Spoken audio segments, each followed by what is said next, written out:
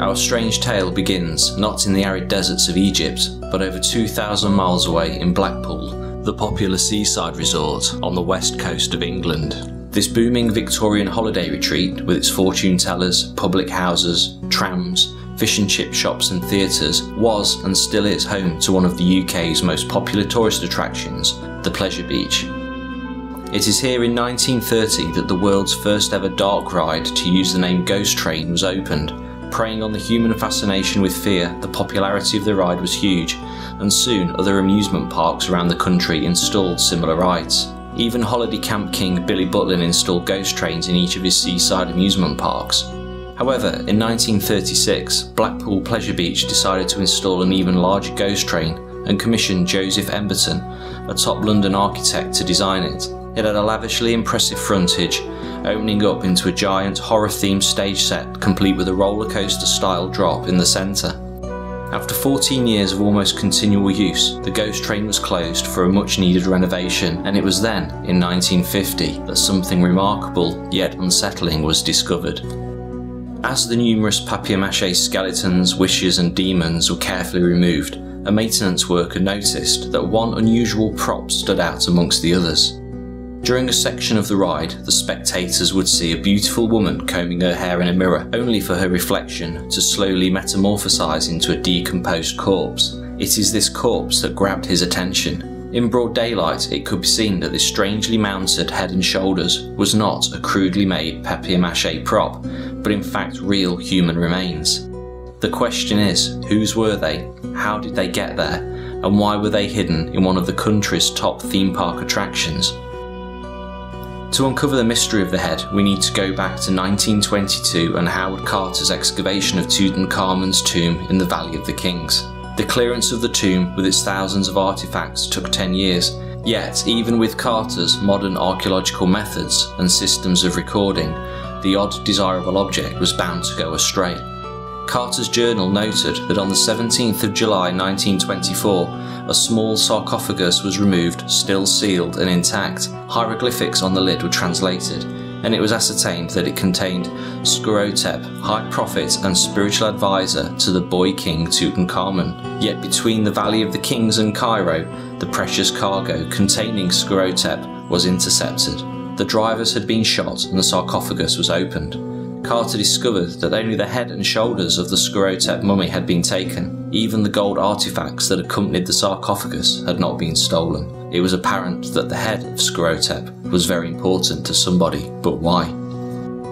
After further research, Carter discovered through ancient Egyptian folklore that the head of a powerful prophet was considered magical.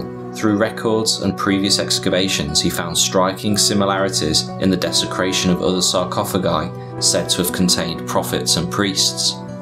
Priests were the main practitioners of magic in pharaonic Egypt, where they were seen as guardians of secret knowledge given by the gods to humanity to ward off the blows of fate. The most respected users of magic were the lector priests, who could read the ancient books of magic kept in temple and palace libraries. In popular stories, such men were credited with the power to bring wax animals to life or roll back the waters of a lake. It was thought that by owning the mummified head of one of these priests, one could possess the magical knowledge and power the priest once held. As a result, grave robbers and bandits would be employed by unknown clients to retrieve these heads. It is even speculated that Hitler owned at least 2 Egyptian heads of prophecy. Like the Golem of Prague from Czech legend, it was believed that its power could be activated by a ritual in which a piece of parchment was inserted either in the mouth or in the head of the mummy, thus bringing it into life and action. Unlike the Golem, the head of the mummy would not reanimate. However, the ancient spirit would be called from the field of reeds or Aru, the Egyptian afterlife, to perform the task written on the parchment set by the master of the head. The head of Skurot, or Skurot as it became known, vanished for 3 years, only to mysteriously reappear, like most Egyptian relics, in London in 1928, however not in a museum, but in a sideshow auction. Tom Norman, also known as the Silver King, was an English businessman and showman of human oddities, otherwise known as freak shows. Probably the most famous of his exhibits was John Merrick, the Elephant Man. Norman's travelling exhibits also featured Eliza Jenkins, the skeleton woman, a balloon-headed baby, and a woman who bit the heads off live rats, the most gruesome act Norman claimed to have seen. He quickly became successful with 13 penny gaff shops in London alone. Consequently, Norman ran into a shortage of curiosities and travelled the country looking for new acts and exhibits, enticing human novelties with promise of generous salaries. As he stated in his autobiography, "You could indeed exhibit anything in those days. Yes, anything from a needle to an anchor, a flea to an elephant, a bloater you could exhibit as a whale. It was not the show, it was the tale that you told." During the summer of 1928, in Norman's Shoreditch penny gaff shop, a new attraction was opened. Vodoma, the mummified genie, was pitched as an exhibit that could grant one's wish from beyond the grave. Although it was not known who Norman purchased the head from, it is reported that its power was demonstrated to him, and he was so anxious to own the exhibit, he cashed a considerable percentage of his retirement savings. Vodoma was only marketed by word of mouth from the Shoreditch shop to people of considerable wealth. Hidden in a small back room, the client would part with a large sum of money and be given the choice of a wish or a vision of the future. The client then wrote their choice on a slip of paper, which was then placed somewhere on the head. As to whether Vodoma actually granted these wishes or visions, it is unknown, although nobody ever came back for a refund. However, from Egyptian folklore, it is only thought that the owner of the head, who at the time was Norman, was able to command or utilise its power. Norman's retirement pot soon replenished tenfold, and strange rumours amongst London's elite soon circulated about Vodoma, and although it remains a mystery of what happened, Norman closed the exhibit and removed the head from public view.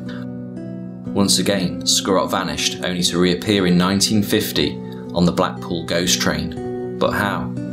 During his time in London, Joseph Emberton became a fan of the penny gaff shops, and in turn he became a friend of Tom Norman. It is rumoured that Emberton cut his teeth in designing strange and macabre interiors by helping Norman decorate his shops, thus he was a prime candidate for the ghost train. In Emberton's private memoirs from October 1929 he writes, "Today Tom gave me a package containing something he no longer wishes to possess. He has asked me to take it back north with me and to hide it for him until the time comes when he may ask for it back." Of course, curiosity got the better of me, and I looked inside the package, only to be greeted by the wizened remains of what I can only describe as the head, neck and shoulders of a mummy, possibly of Egyptian origin. One can only assume that this is one of his most prized exhibits, and rather than lose it to creditors during these hard financial times, he has entrusted me with its safekeeping. Tom Norman died on the 24th of August 1930 and never asked Emberton for the package back.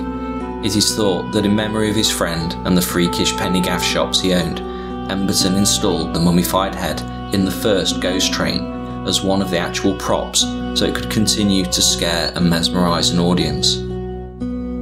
Following Skurot's discovery during the ghost train renovations, rather than contact a museum, the head was privately auctioned locally to help finance the maintenance costs. The magical relic has exchanged hands numerous times since then, moving from town to town, city to city, country to country.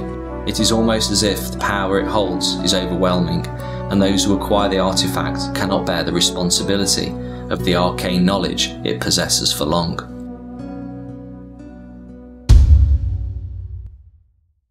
I do not own Skurot, but like Emberton, I am entrusted with its safekeeping. For someone who needs to temporarily distance themselves from the burden such knowledge creates, which is why this evening you are able to witness the power of Skurot for yourselves.